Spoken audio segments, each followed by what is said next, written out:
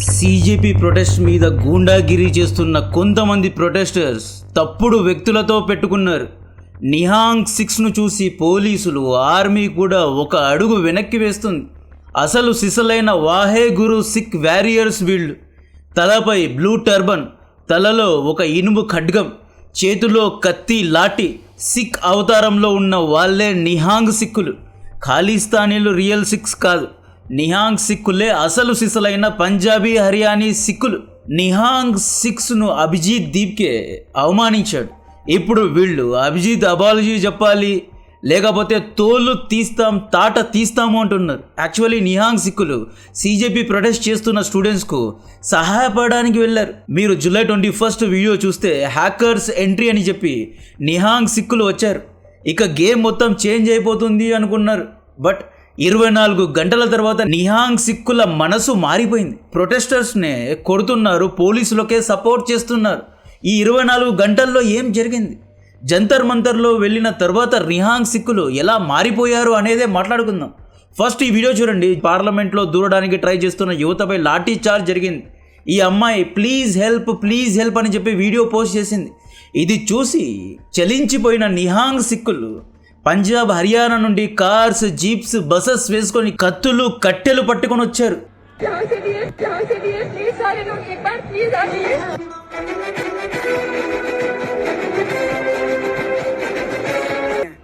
इनके भाई आ गए हैं, अब करे लाठीचार्ज तो हम दिखाते हैं. कल तो हम नहीं थे इधर और हमारे पास. జూలై 22 ఎంట్రీ ఇచ్చారు. ఇప్పుడు రండ్రా ఎవడొస్తాడో మా అక్క చెల్లెలపై, మా అన్నదమ్ములపై, మా అమ్మలపై ఎవడు లాఠీ చార్జ్ చేస్తాడో చూద్దాము, మా ముందు కొట్టి చూపించండి. స్టూడెంట్స్ వెనక మేమున్నాము, స్టూడెంట్స్ ముందు ప్రొటెస్ట్ చేస్తారు పీస్ఫుల్గా, మేము సపోర్ట్ చేస్తాము అని చెప్పి నిహాంగ్ సిక్కులు ఛాలెంజ్ కూడా విసిరారు. ఆ తర్వాత ప్రొటెస్టర్స్లో కొంతమంది మందు కొడుతున్నారు, లేడీ రిపోర్టర్స్ను టీస్ చేస్తున్నారు, అసభ్యంగా ప్రవర్తిస్తున్నారు, ప్రైవేట్ పార్ట్స్ను టచ్ చేస్తున్నారు. टच करना, चेस्ट पे टच करना, ये कौन सी अच्छी बात है? पूरे बेड टच करे गए हैं, ऊपर से किसी ने मेरे को कमर से पकड़ के भी पीछे खींचा है. కేరింతలు కొడుతున్నారు, ప్రశాంతంగా కూర్చున్న పోలీసులను రెచ్చగొడుతున్నారు, కొడుతున్నారు. నలుగురు కలిసి ఒక్క పోలీస్పై దాడి చేస్తున్నారు. సోషల్ మీడియాలో రీల్స్ చేయడానికి వెళ్ళారు. శ్రీరాముణ్ణి ఒకడు తిడితే భారత్ను 2 ముక్కలు చేస్తా అని ఇంకొకడు అంటాడు. ఉమర్ ఖలీ జైహోని ఒకడంటే ఆర్టికల్ 370ను రివోక్ చేయండి అని ఇంకొకడు అంటాడు. ఇంకొకడు స్టేట్హుడ్ కావాలి అంటాడు. మరొకడు పిఎం మోడీ రిజైన్ చేయాలి అంటాడు. ఇంకొంతమంది వచ్చేసి పిచ్చి పిచ్చిగా వారి యొక్క ఎజెండాను ముందు పెడుతున్నారు. ఇదంతా నిహాంగ్ సిక్కులు చూశారు. అరే, నీట్ పేపర్ లీక్, 17-18 ఏళ్ల స్టూడెంట్స్ యొక్క ప్రొటెస్ట్లో ఈ గుంట నక్కలు ఎందుకు వచ్చారు అని చెప్పి వీళ్ళు కన్ఫ్యూజ్ అయిపోయారు. నిహాంగ్ సిక్కుల పర్సెప్షన్ మొత్తం ఆ 24 గంటల్లో చేంజ్ అయిపోయింది. తర్వాత సిక్ పెద్దలు అభిజిత్ దీప్కేను కలిశారు. దీప్కే వీళ్ళ డ్రెస్సింగ్ స్టైల్ను చూసి ఎగతాళి చేశాడంట. మీరెందుకు కత్తులు, కటార్లు వేసుకొచ్చారు? ఎందుకు రిలీజియస్ డ్రెస్సులు వేసుకొచ్చారు? ఇది ప్యూర్లీ ఎక్స్ట్రీమ్ లెఫ్టిస్ట్, అంటే ఇది లెఫ్టిస్ట్ భావాజాలంతో నడుస్తున్న ఒక ప్రొటెస్ట్. మీరు నేషనలిస్ట్ లాగా, రిలీజియస్ లాగా డ్రెస్సులు ఎందుకు వేసుకెళ్లారు అని చెప్పి అభిజిత్ దీప్కే కమెంట్ చేశారంట. నిహాంగ్ సిక్కులు కట్టర్ రిలీజియస్ గా ఉంటారండి. ప్రాణం పోయినా తమ పగడి తల నుండి తీయరు. వీళ్ళ డ్రెస్సింగ్ స్టైల్ పై ఎవరైనా పల్లెత్తు మాట అంటే నిహాంగ్ సిక్కుల గురువును అవమానించినట్లు భావిస్తారు. అండ్ వీళ్ళ యొక్క ప్రొటెస్ట్ కానీ, వీరి యొక్క తిరుగుబాటు కానీ నేను డైరెక్ట్గా చూశాను. బెంగళూరు శివాజీనగర్ దగ్గర లైక్ కమర్షియల్ స్ట్రీట్ ఉంటుంది కదా, అక్కడ ఒక సిక్ గురుద్వారా ఉంటుంది. అక్కడ వీరి యొక్క ఆవేశాన్ని నేను చూసా. అంటే మనుషులు భయపడాలి, అలా ఉంటుంది. ఆ కత్తులు పట్టుకొని, కట్టెలు పట్టుకొని ఎంత ఫిరోషియస్గా వీళ్ళు ప్రొటెస్ట్ చేస్తారు అంటే చూసిన జనాలకి అంటే ఒక 100-200 ఫీట్ నుండి చూస్తేనే భయం వేసేలాగా ఉంటుంది. అటువంటి వారిని దీప్కే అవమానించాడు అంటే ఇది చిన్న విషయం కాదు. ఆ తర్వాత నిహాంగ్ సిక్కులు ప్రొటెస్టర్స్ను కొట్టారు, బ్యారికేడ్స్ను ధ్వంసం చేస్తున్న వారిని చిత్తగొట్టారు, మందు తాగుతూ అక్కడున్న జర్నలిస్టులను తిరుగుతున్న వాళ్ళని కొట్టారు. ఇక్కడ ఆ జర్నలిస్టులు గోడీ మీడియా అయినా, కాంగ్రెస్ మీడియా అయినా, ఎవడి మీడియా అయినా అమ్మాయి జర్నలిస్ట్కు రెస్పెక్ట్ ఇవ్వాలి. ఇక్కడ మోడీ గారికి సపోర్ట్ చేసే ఒక మీడియా ఉంది, కాంగ్రెస్ పార్టీని సపోర్ట్ చేసే మీడియా కూడా ఒకటి ఉంది, ఆ పార్టీకి సపోర్ట్ చేసే మీడియా కూడా ఉంది. అంటే ఇక్కడ జర్నలిస్టులు ఎవరూ పతివ్రతలు కాదు.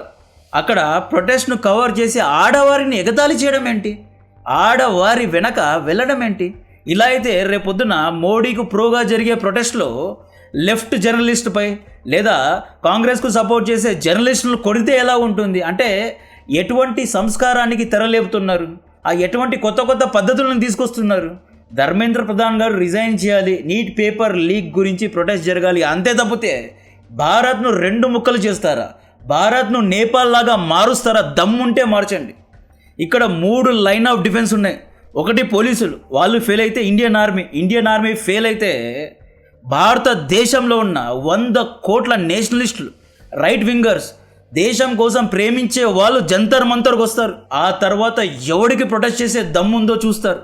అంటే పీస్ఫుల్గా ప్రొటెస్ట్ చేసేటప్పుడు అందరూ వీళ్ళకు సపోర్ట్ చేస్తారు. ఈవెన్ నిహాంగ్ సిక్కులు కూడా పాపం స్టూడెంట్స్ ప్రొటెస్ట్ చేస్తున్నారు, ఆడవారిని కొడుతున్నారు, అణిచివేత జరుగుతోందని చెప్పి పాపం పంజాబ్ హర్యానా నుండి ఆ జీపులు కార్లు వేసుకొని వస్తే అటువంటి వారిని అవమానిస్తారు. అంటే రిలీజియస్ డ్రెస్సులు వేసుకున్నందుకు, ఆ బ్లూ పగడి, ఆ డ్రెస్సింగ్ జుబ్బా వేసుకున్నందుకు తిడతారా? అంటే వాహేగురు సిక్ యొక్క ట్రెడిషనల్ స్టైల్ను ఫాలో అయితే మీరు రిలీజియస్గా ఎందుకు డ్రెస్సులు వేసుకుని వచ్చారు, ఈ ప్రొటెస్ట్ మొత్తం రిలీజియస్గా వెళ్ళిపోతుందని చెప్పి అవమానిస్తారా? ఎన్ని దమ్ములుంటే పిచ్చి పిచ్చిగా మాట్లాడతారు.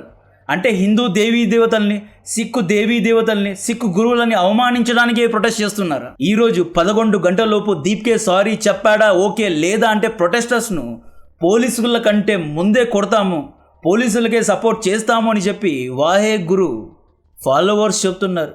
నేను డే 1 నుండి ఇదే కదా చెబుతున్నా, ఇది జెన్యున్గా జరిగే ప్రొటెస్ట్ కాదు అని చెప్పి. నేను ఆల్రెడీ చెప్పా, Pakistani social media handlers, keyboard warriors, ISI agents అందరూ రంగంలో దిగి ఇన్స్టాగ్రామ్లో చాలా పాజిటివ్గా మీకు మెసేజెస్ పెడతారు. వారి యొక్క బయోడేటా చూడండి, ఎవరి పేర్లు ఉంటాయో మీరే అర్థం చేసుకోండి. 400 నుండి 600 అకౌంట్స్ను బ్యాన్ చేశారు. అంటే కావాలనే ఇండియాలో ఒక నెగిటివ్ ఆల్గరిథంను నడుపుతున్నారు. 1500 నుండి 2000 కోట్లు ఖర్చు పెట్టి నెగిటివ్గా క్యాంపెయిన్ జరుగుతోంది. బీజేపీ కాంగ్రెస్ పార్టీ ఇద్దరు కుమ్మకైపోయారు. వీళ్ళిద్దరూ కలిసి స్టూడెంట్ ప్రొటెస్ట్ను మరుగున పడేస్తున్నారు లేదా ప్రొటెస్ట్ను హైజాక్ చేస్తున్నారు అని చెప్పి ఆమ్ ఆద్మీ పార్టీ రెచ్చగొడుతోంది. ఆమ్ ఆద్మీ పార్టీ 2011లో కూడా సేమ్ ఇదే చేసింది. ఢిల్లీను 10 ఏళ్ళు పాలించారు. ఢిల్లీను న్యూయార్క్ లాగా మార్చారా లేదా సింగపూర్ లాగా మార్చారా? అదే రొట్ట రాజకీయాలే చేశారు కదా, అదే డెవలప్మెంటే చేశారు కదా. ఆ పార్టీ యొక్క పరిపాలన అందరూ చూసే న్యూఢిల్లీలోని ప్రజలు వీళ్ళను ప్రభుత్వం నుండి పీకి పక్కన పెట్టారు. ఇప్పుడు ఆమ్ ఆద్మీ పార్టీ అంట దేశాన్ని ఉద్ధరిస్తుందంట. ఆమ్ ఆద్మీ పార్టీ గనుక సెంట్రల్లో ప్రభుత్వాన్ని స్థాపించిందా, వీళ్ళు దేశాన్ని అమెరికాకు, సిఏఏకు అమ్మేయడం ఖాయం. ఆమ్ ఆద్మీ పార్టీ ఒక సిఏఏ ఫండెడ్ పార్టీ అని చెప్పి చాలా మంది ఆరోపించారు. ఇప్పుడు క్లియర్గా FCRA బిల్ను రద్దు చేయండి, కొత్త చట్టాలను తీసుకురావద్దని చెప్పి అమెరికా యొక్క లా మేకర్స్, అమెరికా యొక్క డెమోక్రటిక్ అండ్ రిపబ్లిక్ పార్టీ నాయకులు చెప్పారు. FCRA కొత్త బిల్ ప్రతిపాదించిన వెంటనే ఇంత పెద్ద ఎత్తున క్యాంపెయిన్ జరిగింది. ఇక్కడ డాట్స్ను మీరే కనెక్ట్ చేసుకోండి. నిహాంగ్ సిక్కులు జెన్యూన్గా ప్రొటెస్టర్స్ను, స్టూడెంట్స్ను సపోర్ట్ చేయడానికి అక్కడికి వెళ్తే అక్కడ రియల్ స్టూడెంట్స్ లేరంట. అపోజిషన్ పార్టీ నాయకుల యొక్క గూండాలే ఎక్కువగా ఉన్నారంట.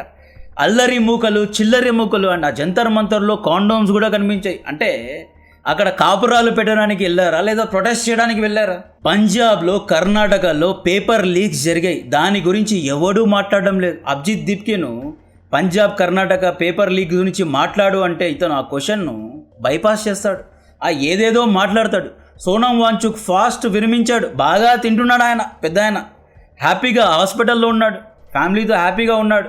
సోనం వాంచుక్ కూడా ఇక ప్రొటెస్ట్ను ఆపేయండి అని చెప్పి పిలుపునిచ్చిన తర్వాత కూడా అభిజిత్ దీప్కే లేదు, నేను కొనసాగిస్తా, PM మోడీను గద్దె నుండి దింపేస్తా, అప్పటి వరకు నిద్రపోను అని చెప్పి దీన్ని రాజకీయంగా మార్చేశాడు. ఇవన్నీ చూసి నిహాంగ్ సిక్కులు సిగ్గుపడుతున్నారు. ఈ వీడియో చూడండి, ఒక సిక్ యొక్క బాణ అంటే డ్రెస్ను కూడా దీప్కే చింపేశారంట. ఈ వ్యక్తి మీడియాలో చెప్తున్న వీడియో ఒకసారి చూడండి.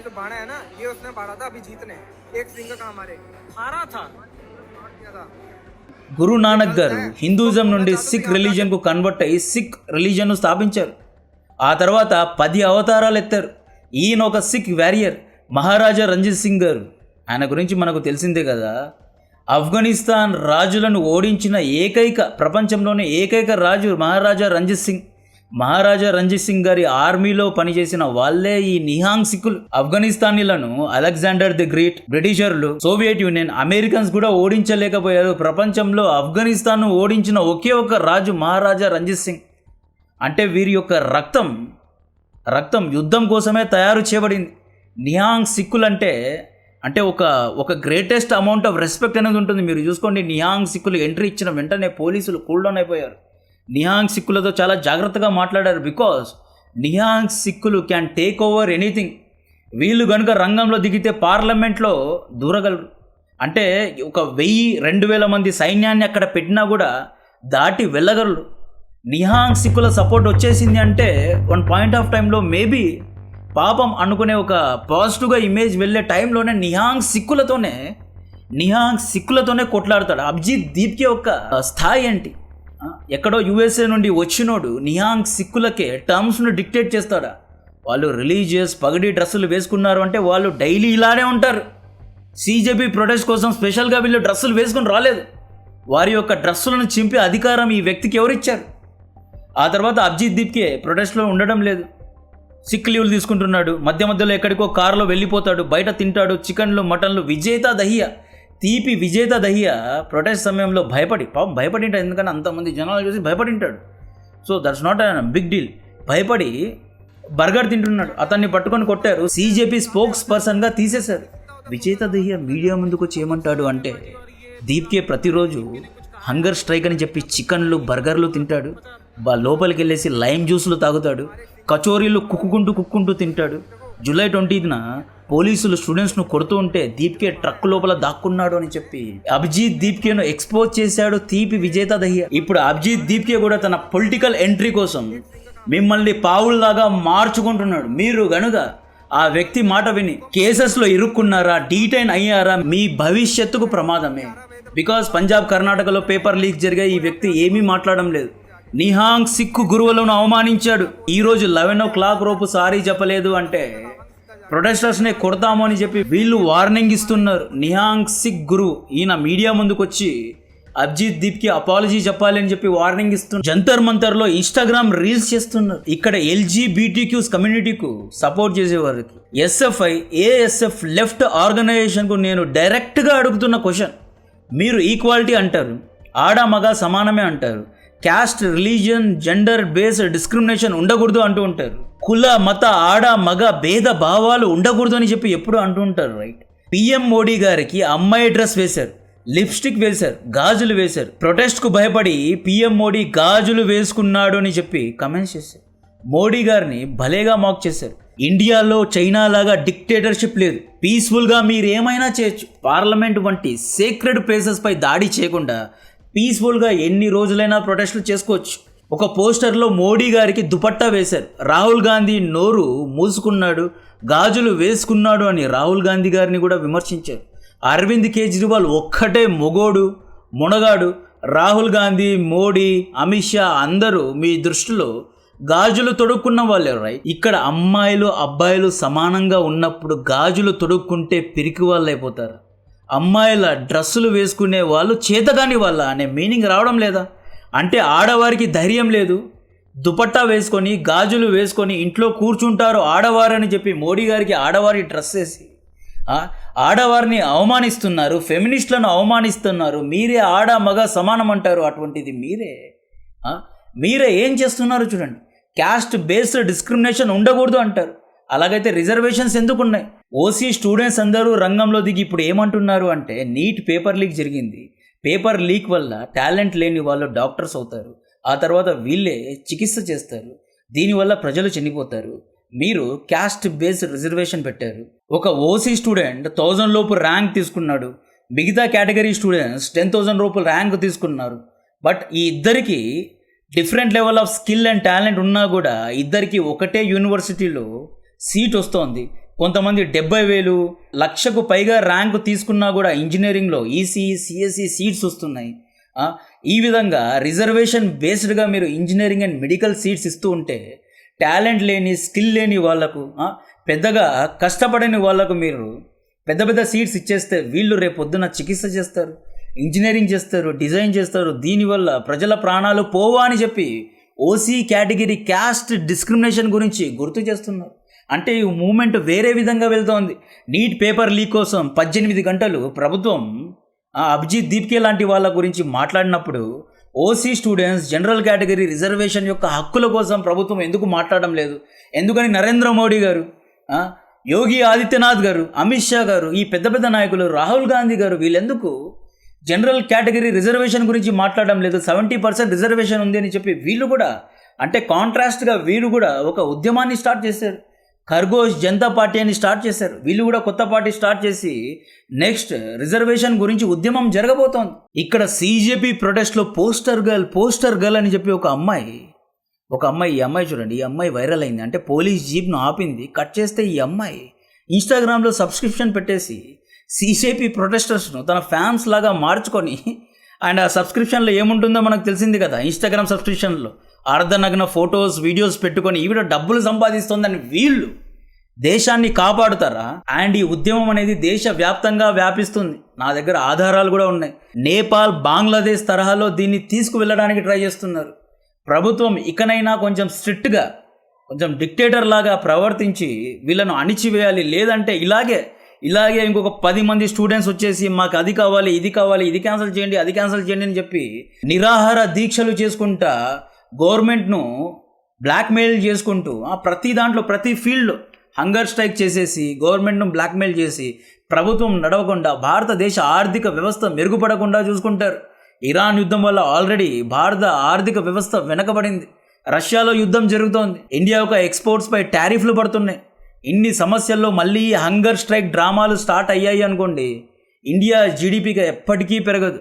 భారత ప్రభుత్వానికి ఇలాంటి హంగర్ స్ట్రైక్ డ్రామాలను ఆపే దమ్ముంటే ప్రభుత్వంలో కూర్చోమనండి. లేదంటే ప్రభుత్వం నుండి దిగిపోయి ఎవరికైతే ఇలాంటి డ్రామాలను ఆపే దమ్ముందో అటువంటి వారిని కూర్చోబెట్టండి. ఇక చాలు, ఈ ఎంకరేజ్మెంట్లు ఇవన్నీ చాలు, చూడలేక సస్తున్నాం. నాకు కాంటెంట్ నచ్చితే వీడియోను లైక్ చేయండి, ఛానల్ను సబ్స్క్రైబ్ చేసి అందరికీ షేర్ చేయండి. జై హింద్.